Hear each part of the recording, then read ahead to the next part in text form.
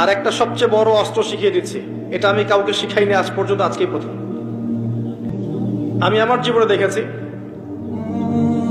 এই ওসিলা করে যা চেয়েছি পাইনি এমন কোনোদিনও যায় নাই।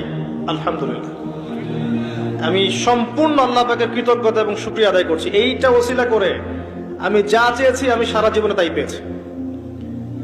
এবং আমি বিশ্বাস করি আমি যা পেয়েছি, এই বয়সে আমি যা পেয়েছি, আল্লাহ পাক কোটি কোটি মানুষকে তা দেন নাই, এটা আমি বিশ্বাস করি।